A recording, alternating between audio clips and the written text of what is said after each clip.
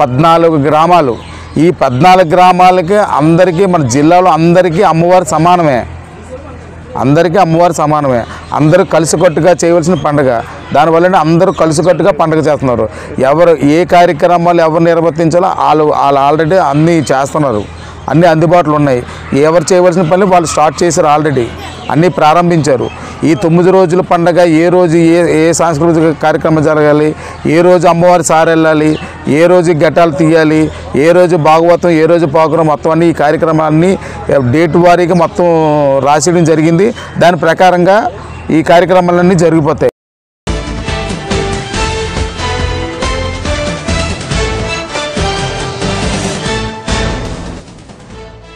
చోడమాంబిక అమ్మవారి పుట్టిక పండుగ మహోత్సవాలు నిర్వహించడానికి ఏర్పాట్లు జరుగుతున్నాయి. ఏప్రిల్ నెల 7వ తేదీన పుట్టిక మహోత్సవం నిన్న పండుగ నిర్వహించడానికి సన్నద్ధమవుతున్నారు. ఈరోజు ఆలయాన్ని పరిసరాలను శుభ్రం చేశారు. వివాదం సద్దుమణిగిందా?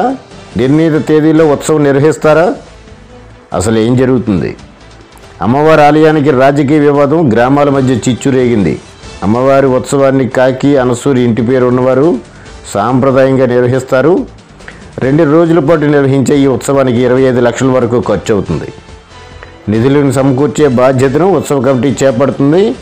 గత ఉత్సవ కమిటీ 26 లక్షల అప్పుల్లో కూరుకుపోయింది. అమ్మవారికి చెందిన 3 తులాల నగల్ని కూడా తాకట్టు పెట్టారు. మరో 2 సంవత్సరాల పాటు తమకు అవకాశం కల్పిస్తే పాత అప్పులు తీర్చేస్తాం, యథావిధిగా ఉత్సవాన్ని నిర్వహిస్తామని చెప్పడంతో గండిపోయిన వెంకట ఆధ్వర్యంలో కమిటీ ఏర్పాటైంది. కర్రీ రమణ, కర్రీ నాయసు ఆధ్వర్యంలో ఒక వర్గం ఈ పాత కమిటీని కొనసాగించడంపై వివాదం రేపారు. వరకు చేసిన అప్పులు చాలు, కొత్త కమిటీని ఏర్పాటు చేసి ఉత్సవాన్ని నిర్వహించే పనులు చేపట్టారు. చోడపల్లి 4 గ్రామాల కలయిక. 4 గ్రామాల ప్రజలకు కమిటీలో స్థానం దక్కట్లేదని వెంకట ఆవేదన వ్యక్తం చేస్తున్నారు. వాస్తవానికి అమ్మవారి పండుగను 14 గ్రామాలు జరుపుకుంటాయి. నిర్వహణ బాధ్యతను చోడపల్లి గ్రామం తీసుకుంటుంది. ఎలాంటి స్థిరాస్తులు లేవు. నగలు తాకట్టు పెట్టే స్థాయికి దిగజారిపోయామంటే భవిష్యత్తులో ఉత్సవాలు జరగడం సాధ్యపడదని పలువురు భావిస్తున్నారు. అంతా కలిసి ఆలయ విశిష్టతను పెంచేలాగా దాతల సహకారంతోనూ నిధులు రాబట్టి చర్యలు చేపట్టాలని కోరుతున్నారు. ఈ సందర్భంగా ఆలయ కమిటీ చైర్మన్ నాయుడు మాట్లాడుతున్నారు. చూద్దాం. అందరితో కలిసి పండగ బాగా చేయడానికి మేము కృషి చేస్తున్నాము. అది కాకుండా గత 4 సంవత్సరాలుగా కొద్దిగా గుడి ఒకటి డెవలప్మెంట్ తగ్గింది. ఈ సంవత్సరం మన ఎల్మెంచిల్ ఎమ్మెల్యే సుందరపు విజయ్ కుమార్ గారు రావడం వల్ల ఆయన సహకారంతో కొద్ది గుడి, మన చెరువు ఒకటి కొద్ది అభివృద్ధి కార్యక్రమాలుగా చేద్దామని మేము అనుకుంటున్నాము. ఆయన అన్ని విధాలా మనకి గ్రామస్తులు, మన ఎమ్మెల్యే గారు అన్ని విధాలుగా మాకు సహకరిస్తారని చెప్పారు.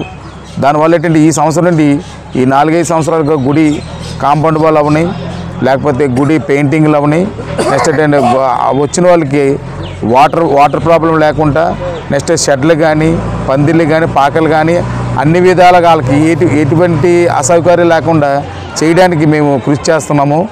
అది 14 గ్రామాలు. ఈ 14 గ్రామాలకి అందరికీ మన జిల్లాలో అందరికీ అమ్మవారు సమానమే.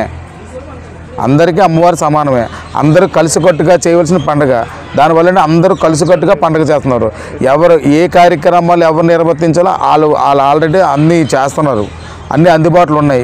ఎవరు చేయవలసిన పనులు వాళ్ళు స్టార్ట్ చేశారు. ఆల్రెడీ అన్నీ ప్రారంభించారు.